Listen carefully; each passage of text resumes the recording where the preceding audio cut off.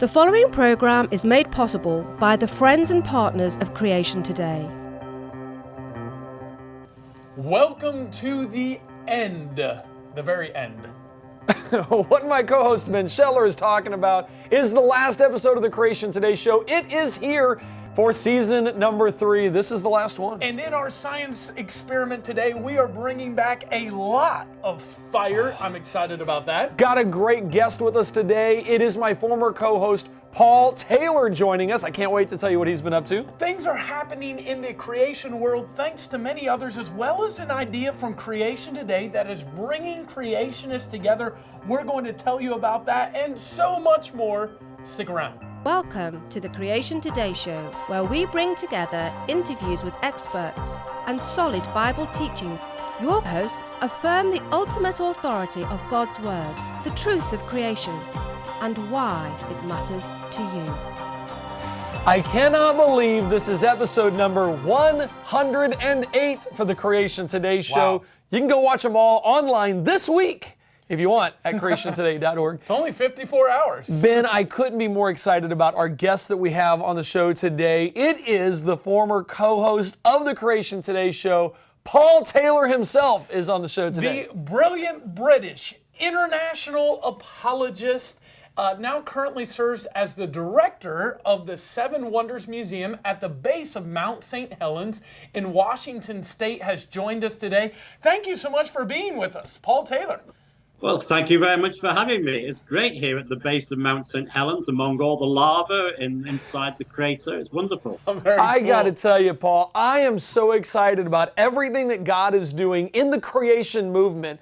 I love what you're doing to take over there. And maybe you can tell us, or I'll just go ahead and tell them, you were able to take over. They were looking for a director for 2 years, and God has been able to work in an amazing way. Now you're at a place that I believe is really important. Can you tell us how important is Mount St. Helens to creationists? Well, you know, I first heard about the fact that Mount St. Helens was something special for creationists in about 1984, just 4 years after the eruption had happened. And, you know, from that point onwards, I've known that this is an icon of the creation movement, because we can see here in miniature devastating effects on the landscape caused by high energy processes, which came as a result of the volcanic eruption. And that really shows us that changes to the Earth's surface do not necessarily take millions of years to happen. We can see here at a glance that these changes can happen sometimes in the space of minutes, certainly in hours and days. Very easily, huge changes take place. Mount St. Helens is a super important place. And there's a lot of Christians, I think, Paul, that are saying, man, we want the one silver bullet. We want that one example of something that will completely, undeniably prove the Bible. I mean, it's the one thing, it'll just prove it all. Is Mount St. Helens the silver bullet, or is that the wrong way to think about it? Well, it is the wrong way to think about it, really. I mean, we've talked about silver bullets before, and you know, if you get hold of our very important product, The Proof of God, with all those wonderful DVDs in it, available from creationtoday.org, then you can watch my talk on that, and you see that I'll point out that if you found a piece of evidence here that proves the Bible to be true, then this evidence would have more authority than the Bible. The thing that you use to prove something has the greater authority, and the Bible has the greatest authority of all. Yes. So there isn't a silver bullet to prove the Bible to be true. It's not that way round. We see the evidence and we interpret that evidence through our worldview of believing that God exists and that the Bible is true because we know him. Amen. See, and I love the fact that you put it so plainly, Paul, because you're saying, look, nothing proves this. This is at the top. Nothing goes above what God's words. I wish other people would get that, Paul. Thank you for standing bold on that. But Mount St. Helens does point a lot of people to the premier truth. To the truth, yes. When you start looking at these evidence, you're going, wow, it's really cool. Hey, Paul, I'm curious. Okay, you guys, well, first of all, I want you to tell us a little bit about what does your museum there talk about, and then what are some of the other museums saying that are in the area? How are they pointing to God too? Tell us what they're doing. Well, we tell the whole account of the history of Mount St. Helens, starting with, well, actually the first picture we have is dates from before the eruption. But the main eruption happened, the main famous eruption happened on May the 19th, 1980, when a 5.1 magnitude earthquake destroyed the entire north face of the volcano. All volcanoes are supposed to, well-behaved volcanoes are supposed to erupt upwards. Because the north face fell away into the valley of the Toutle River below, it meant that the volcano actually erupted sideways. This enormous blast came out, devastating 230 square miles of the area north of the volcano, in which fortunately very, very few people live. And, in those days, hardly anyone worked on a Sunday in 1980. Surprising, how much society's changed in just over 30 years, changed enormously. People didn't used to work on the Lord's Day in those days. And so only 57 people died, whereas if the eruption had happened on the Saturday or the Monday, there would have been a few thousand loggers on the hills cutting down trees. They would have been killed immediately. What the whole thing tells us, as we see that the fact that the volcano has changed, half the mountain fell away, the inside and the top of the mountain's fallen away into the valley, and then from subsequent eruptions in June 1980 and in March 1982, we got sort of canyons gouged out. In March 1982, for example, a couple of large canyons were gouged out in the Toutle Valley.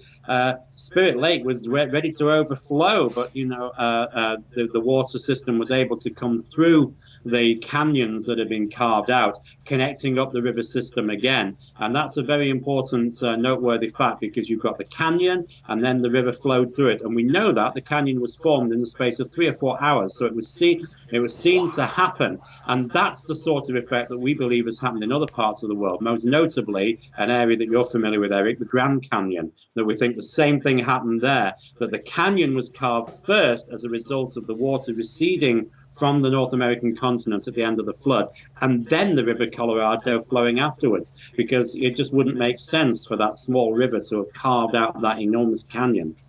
So what are the other visitors saying about it? Do they say that, hey, that little river did it, or they recognize, look, this only took a few hours and it was a large amount of water? Well, we know for a fact that the lahar produced in June 1982 carved out those canyons, and Dr. Steve Austin took photographs in the mid-1980s. We have those photographs. They've been around for a long while, most notably in this book, Footprints in the Ash, by John Morris and Steve Austin. So we know that, but it's very interesting that if you talk to rangers in some of the other visitor centers, they will tell you that the canyons have been carved out slowly over the last 34 years. Wow. So right there, they're denying what we've got photographic evidence for. I bet give them another 50 years and they'll say it took millions of years. I mean, it's amazing. You can look at the evidence and people are going to interpret it through their worldview, regardless of truth. Now, in just a second, we're going to come back with an awesome science experiment. But before we do that, Paul, we want to give you the last word here. And if I was going to come out there to the museum and to see you, what would I see and why should I come? Give me some motivation and we'll close on you. So invite everyone to come see. Paul, I don't need the motivation. I'm ready to go, man. I want to go check it out. After hearing that, and you'd get to hang out with Paul Taylor himself. So there's some motivation right there. Well, for viewers of this show, we'll put together a special package, so that if you came and brought a voucher here that we'll let you have, you'll be able to get 10% off the products that we have here. In the valley here, leading up to the volcano, there are lots of things to look at. And although we have a very small museum here, one of the things that you'll notice is that really the entire mountain is our museum. So come here, make sure you've got a day here, because there are other visitor centers to look at too. And myself or my wife will take you on a tour of the valley. We'll show you some of the interesting things that are of historical significance and most importantly of biblical significance up the valley. You'll see things like an A-frame holiday home that's half buried by the volcanic mud. You'll see things like the edge of the blast zone where the point at which the trees were knocked down. You'll see things like being able to look over the top of these canyons in the valley and be able to get to see into the crater of the volcano. There's so much to see here, and really it does take an entire day to have a look at everything that's here. Most importantly of all, you can understand these events in the light of Scripture, understanding that these things just teach us about the devastating effects that high energy processes can have, just like the effects caused during the flood. Man, that is amazing. Paul, I want you to stick around. We need to do an extended interview so that our online viewers can go right there and click on creationtoday.org. And I want to talk with you a little bit more. But coming up, I want to talk about something that we've been working on that's going to work with museums like this here in just a second. On May 18, 1980, a catastrophic geologic event occurred that not only shocked the world because of its explosive power, but it challenged the way we think about how the Earth formed at its very foundation. That event was the eruption of Mount St. Helens here in Washington State. Mount St. Helens tells us something really interesting about how rapidly strata can form. To order this DVD, go to www.creationstore.org. Where do you go on a regular basis to shop online? To shop online, Amazon. Google. Amazon. Maybe Amazon. Tim, where would you go online to get your news? Probably Drudge Report. Yahoo. Google. Fox News. News online. Fox News. ESPN. Where would you go online to get directions somewhere? MapQuest. MapQuest. Google. Definitely Google Maps. Yeah. MapQuest. Google Maps. Where would you go online to get the right answer to a skeptical question about science or the Bible?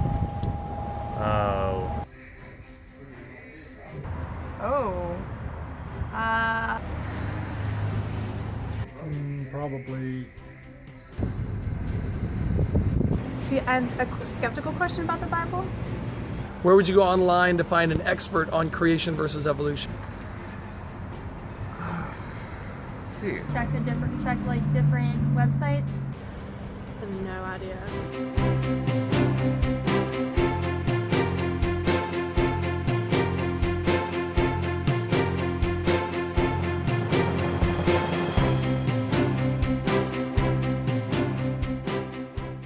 A creation network coming in 2015. That's I don't the goal. know about you, but I am excited. But Eric, what is this? I know it's been a passion of your heart. I'm super excited about it. Tell us, what is the Creation Network?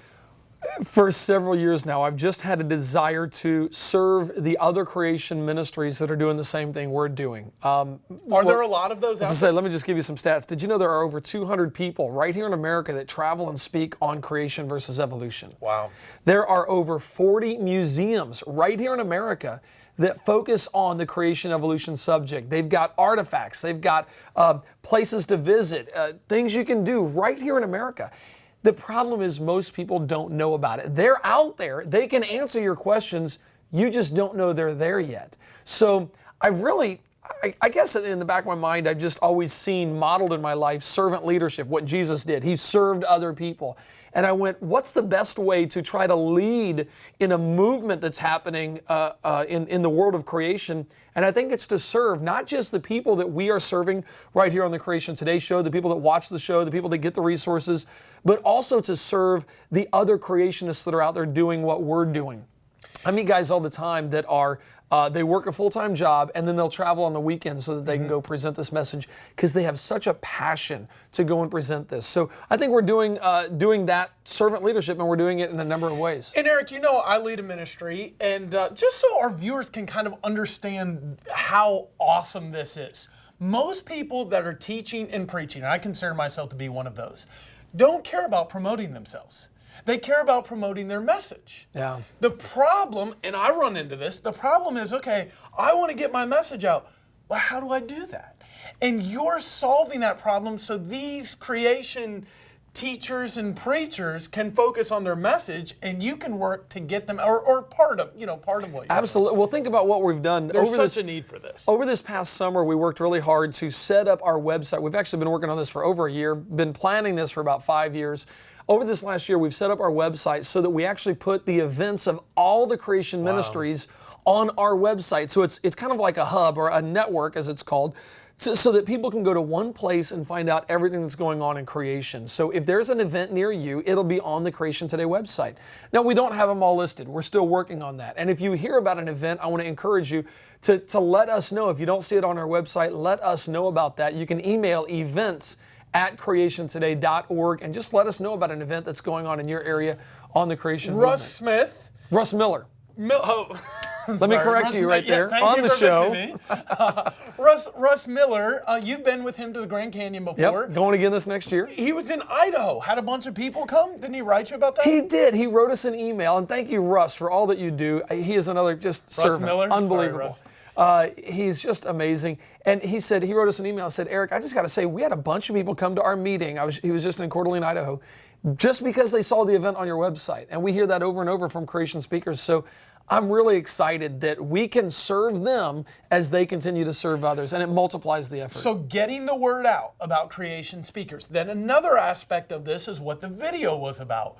Finding somewhere to go that you can get answers. Yeah. Can I talk about this? Or I mean, I know it's Man, such a I passion. love this, what we've done, but go ahead and tell them about it. It's awesome. Whenever I go and speak at a church, I always talk, because we provide resources to people. Yep. I say, before I talk about those, let me tell you about free resources. Yeah. And this is one of the coolest free resources on the internet, and people don't even know about it.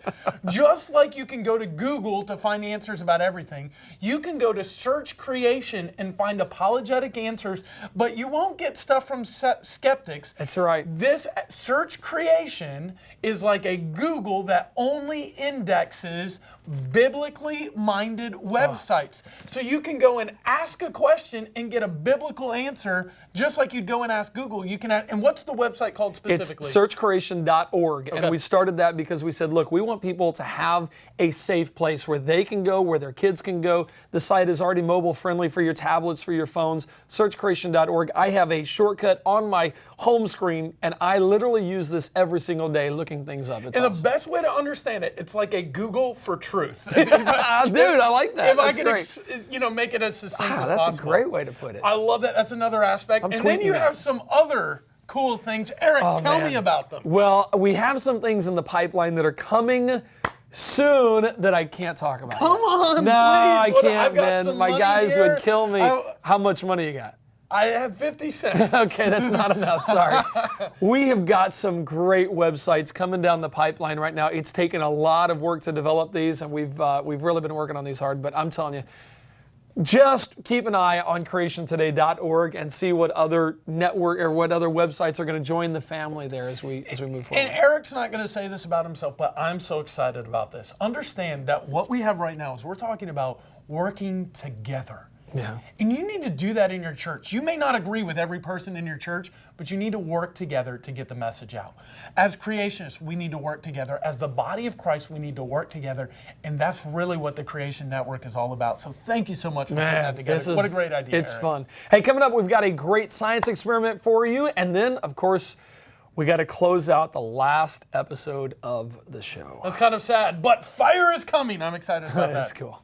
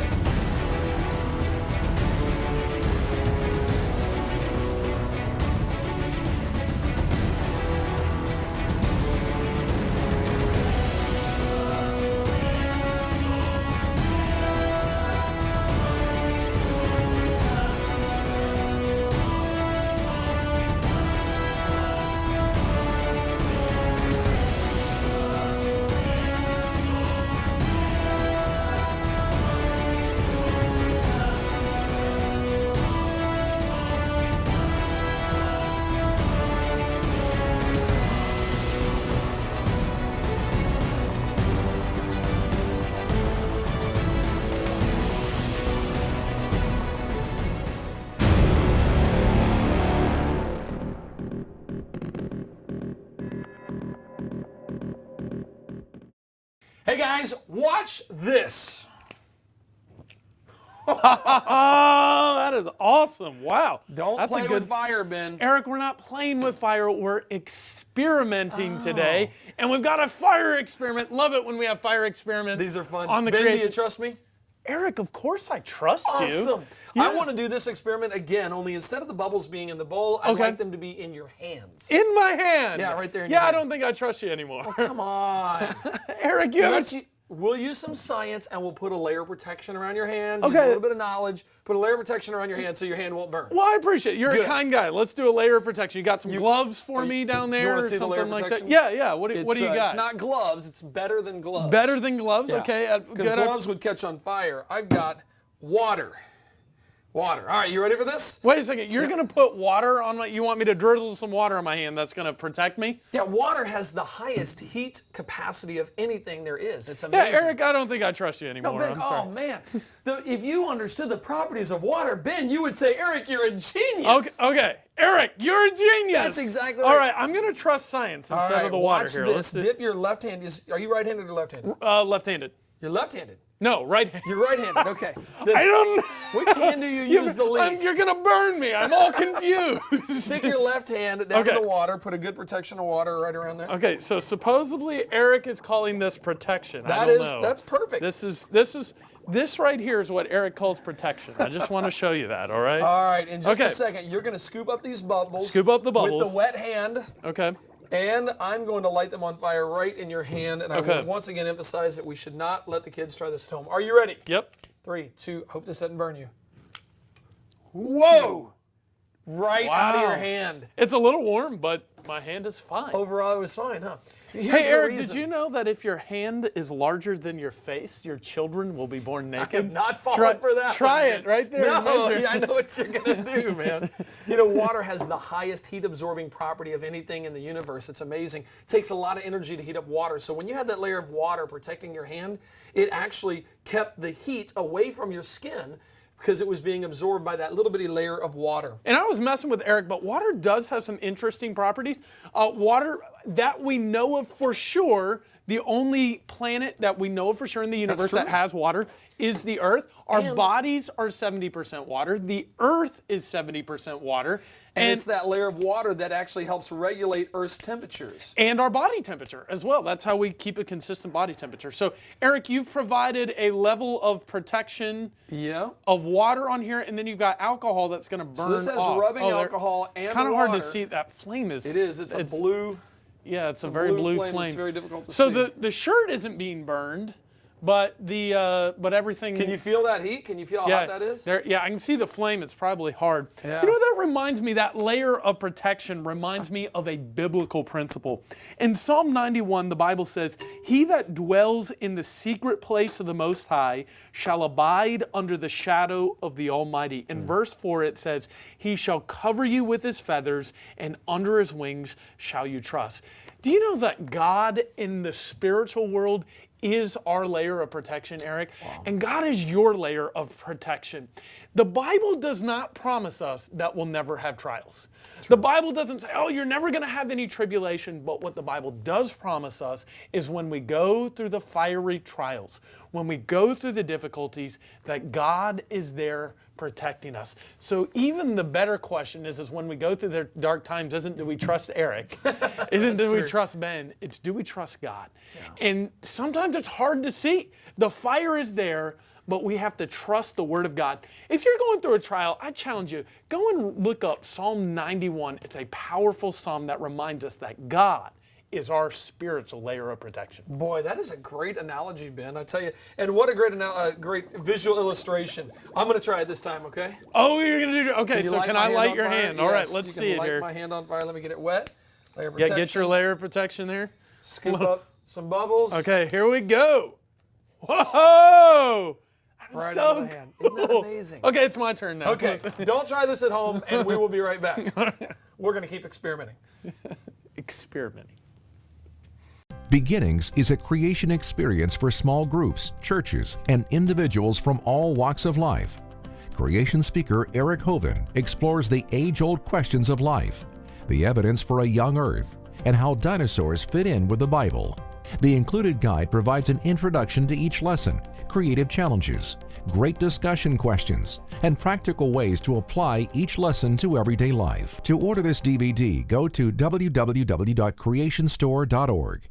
I got to tell you, I think those science experiments are one of my favorite parts of the show, Ben. Holding fire in your hand. It's hard to beat that. Well, as we come to the very end of the last episode of season number 3, we just want to say thank you to all of our supporters that have really made this possible. This actually happens because they partner with us and become part of the pipeline to spread the gospel through the creation message. Ben, it's amazing how this show reaches around the world. And thank you for those who watched. Yes, Mom. Thank you. Hi.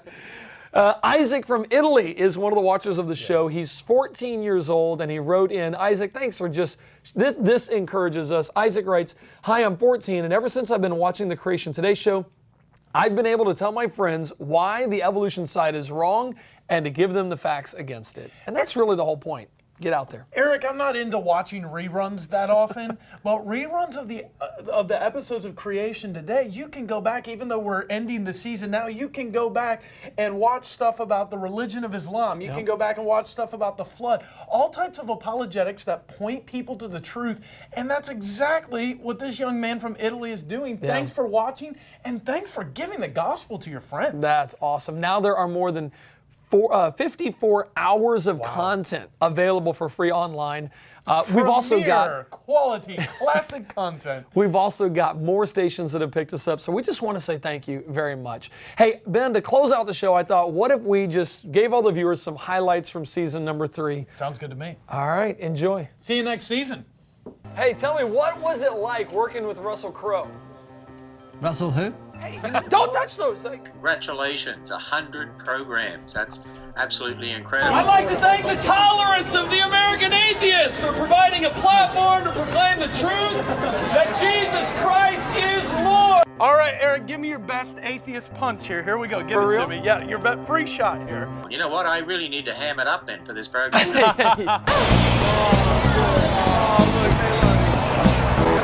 Easy, Rex. Woo! Welcome to the Creation Today show. Selfie. Do not cross this very dangerous line. If you do, you will learn the truth about Islam, and I promise you, once you cross it, you can never, ever go back. All right, right here, don't move. Whoa, you added energy. I am at Ben Shetler on Twitter. I'm at Eric Hovind on Twitter. Follow us on Twitter. Bigger. If you can imagine that. No. It is time. Paul, did you realize the scientific facts we present here are considered by some to be extremely controversial? I have no idea why. It actually shoots, if you can see it, watch. Shoots a perfect ring of smoke. That is cool. And so it used to be you walked in class and the teacher said, here are the rules. There will be no this, no that, no that, da, da, da, da. All right? And then here the consequences. And Eric ignored all of them. Yeah. But nowadays, there's a few new rules. Right. But if we get it moving, if we give it some energy, nice. If we give it some energy, it'll actually stay up. Wow. You gotta come to the Creation Museum and do the Superman cable slide. This is crazy! Thank you for watching the Creation Today show. Learn more at creationtoday.org. Do you need the tools to defend your faith? Visit our websites for up-to-date content. Attend one of our live events. And shop online at creationstore.org. We are Creation Today.